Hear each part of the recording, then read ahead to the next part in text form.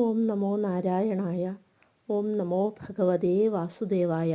ഇന്ന് ആഷാഢമാസത്തിലെ ശുക്ലപക്ഷ ഏകാദശിയായ ഹരിശയനി ഏകാദശിയാണ്. ഈ ഏകാദശി ദേവശയനി ഏകാദശി, പത്മ ഏകാദശി, ആഷാഢ ഏകാദശി എന്നും അറിയപ്പെടുന്നു. ഭഗവാൻ മഹാവിഷ്ണു ക്ഷീരസാഗരത്തിൽ ആദിശേഷൻ്റെ പുറത്ത് 4 മാസത്തേക്ക് യോഗനിദ്രയിലേക്ക് പോകുന്ന ദിവസമാണിന്ന്.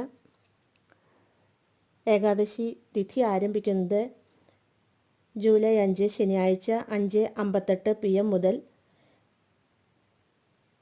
അവസാനിക്കുന്നത് ഞായറാഴ്ച 9:14 PM വരെയാണ്. പാരണ വീടുന്നത് നാളെ 7-ാം തീയതി തിങ്കളാഴ്ച 5:29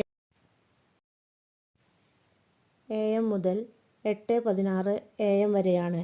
ഹരിവാസര സമയം ഞായറാഴ്ച 6-ാം തീയതി 2:41 PM മുതൽ 7-ാം തീയതി അതിരാവിലെ 1:44 വരെയാണ്.